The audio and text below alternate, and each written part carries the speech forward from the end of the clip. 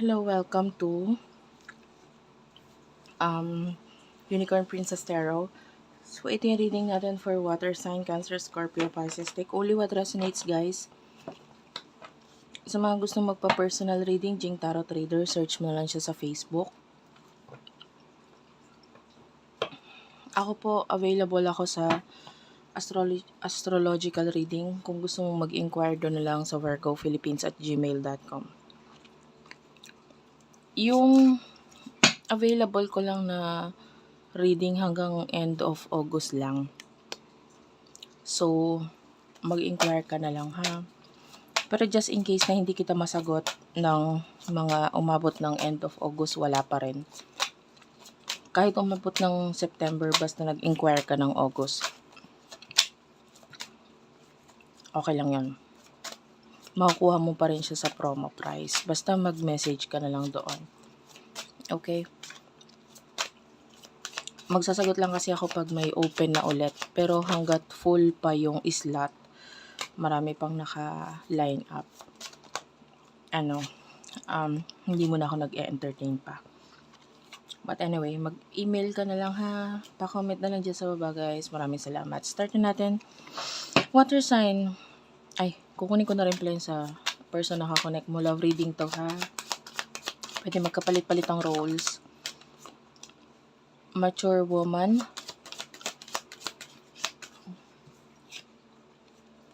Adjudication and despair. Ayan. Actually, I can see a person here na parang nakaranas ng hirap at saka ginhawa. You could be this person na pwedeng, alam mo yan, from rags to riches. Although hindi naman sobrang yaman, sabihin na natin ganun. Pero at least naging successful. Pwedeng nakaranas ka ng zero talaga. Yung talagang tipong asin na lang ganun ang ulam or iskimo piso talagang aanuhin pa. Kinakalkal pa. Or naghahanap pa. This could be your reading. Kung hindi ka nakaranas ng ganun, maybe this is your person. Kung hindi ikaw yon, kasi nakakakita tayo ng ganun. Pwede magkapalit-palit ng roles. Pero sa nakikita ko sa side na ito, this is someone na nakaranas ng experiences na sabihin na nating naghirap. Pero kahit papano, nakaangat na ngayon. Okay? Maybe now you're already a boss or someone na nagmamanage ng something na pwede may kinalaman sa iyong career, or maybe you own maybe something ngayon like maaaring may-ari na ng may pagmamalaki na, kumbaga. And you do have your house. So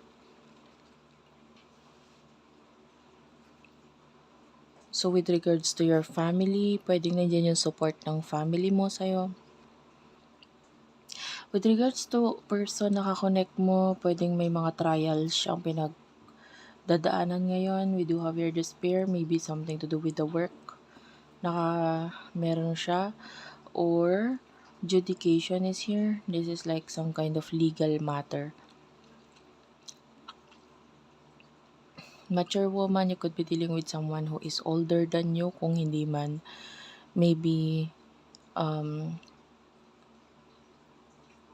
someone na parang, I don't know, pwedeng nakikita mo sa kanya yung like someone na matanda sa family mo. Like maybe nakikita mo sa kanya yung tatay mo, yung nanay mo, ganyan. Or yung tita mo or yung tito mo.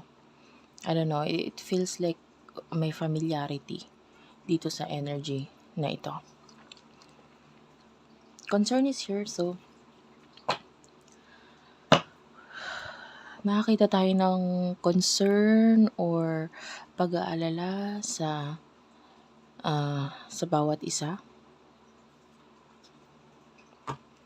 Ano yung emotions ninyo sa isa't isa?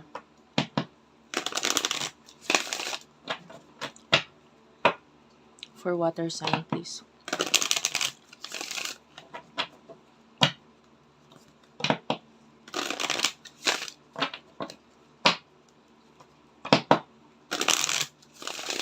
One last shuffle. Okay. Emotion ninyo sa isa't isa. You do have your purpose, grief, and humor.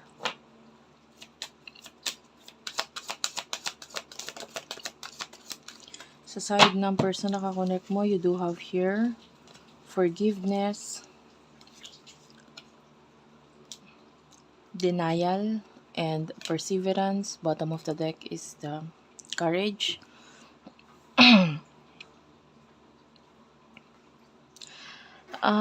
So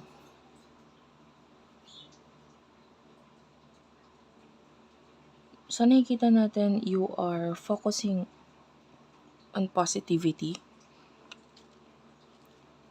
And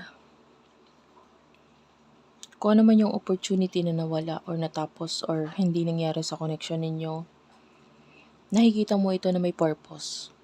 Maybe, kung walang connection sa inyo or may sayang, kumbaga sayang na moment sa inyong dalawa, pwedeng nakita mo ito as some kind of improvement na sa sarili mo. Kasi kung nagtuloy-tuloy yung connection ninyo, maybe hindi mo naranasan yung mga naranasan mo ngayon and wala ka sa kung nasaan ka ngayon. Pwedeng ganun. And nakita mo to as an opportunity for you to grow. So nakita natin na meron ka ng clarity with regards sa connection ninyo. And sa person na ito, you do have your forgiveness and denial. I can see a lot of blockage na nagiging dahilan kung bakit dinedeny niya yung emotions niya for you.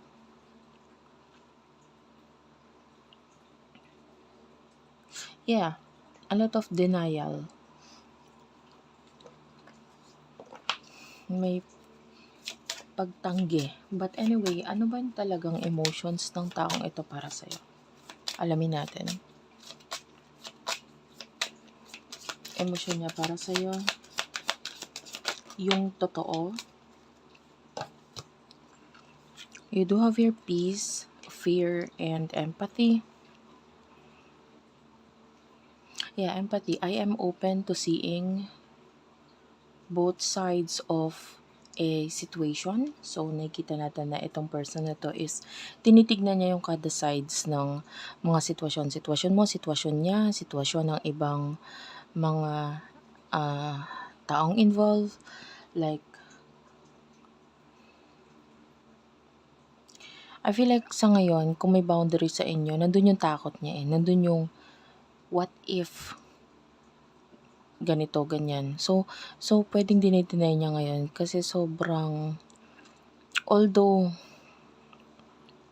mahal ka niya, sabihin na natin ganun, I can see a lot of connection here.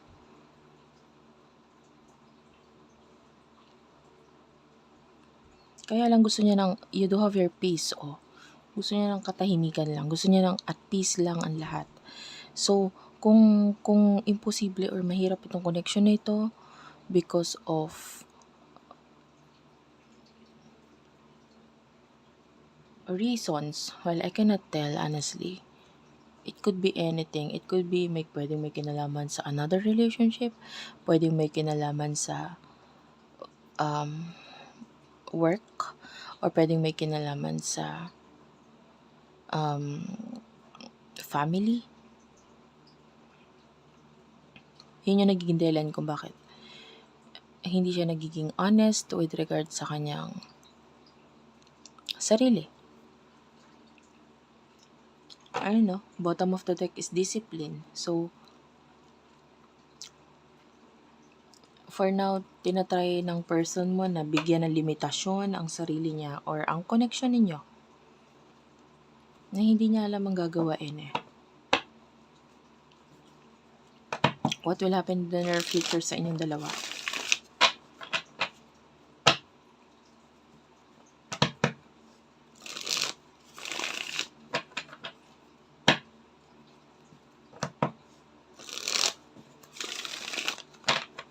In the near future for the both of you.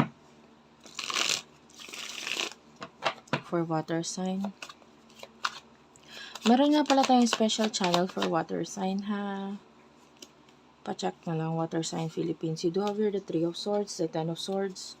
Sorry, this is the 6 of Swords. 10 of Pentacles and the King of Wands.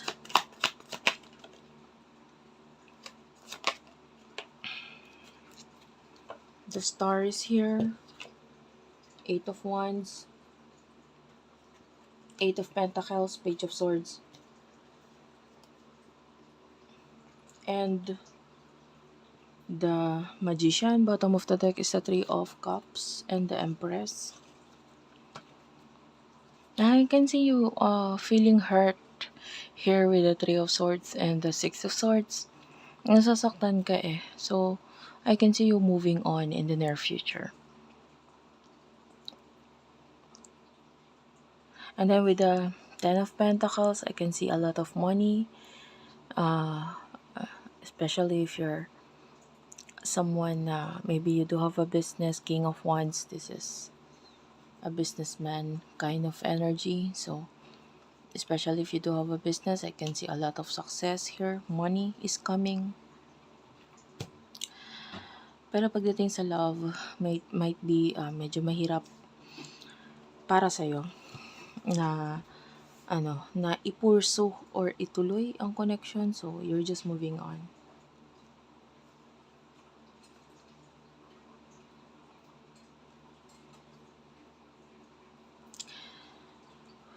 Actually, eto nakakita pa rin ako ng reconciliation sa iba. You do have the 3 of Cups and the Empress. Pero, I highly suggest na mag-focus ka sa pagmamahal mo sa sarili mo. Kasi nakikita natin, magkakaroon ng reconciliation once na mahal mo yung sarili mo. Yung tipong parang wala ka nang pakialam kung mangyari man or hindi itong connection nito. In the near future, the stars here. So, your person will, gagawa siya ng paraan to reach or magkaroon ng maayos, ma-reach yung kanyang goals. The 8 of Pentacles is your person focusing on his or her career. The Magician, nakakita tayo dito ng a very skillful person in the near future and nagdadagdag siya ng skills pa niya.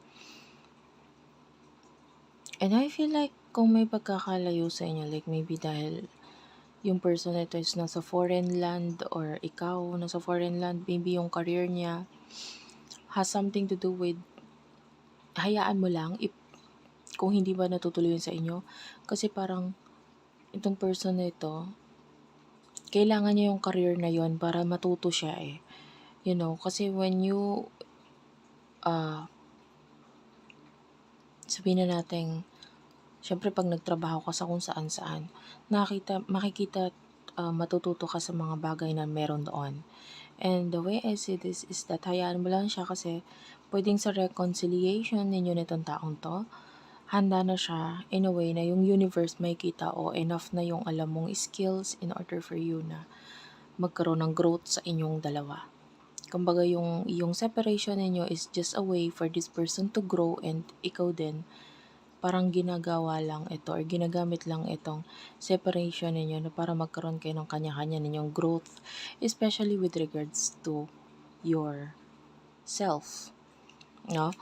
And then, high chance that yung kaalaman niya ang makakatulong sa reconciliation ninyo. Like maybe dito sa reconciliation na ito, there's going to be plano or partnership, maybe regarding a business, and that time, medyo kompleto na yung kaalaman ng person na ito at malaki na yung makakontribute niya regarding sa connection ninyo. So, it's like an opportunity for you to grow individually.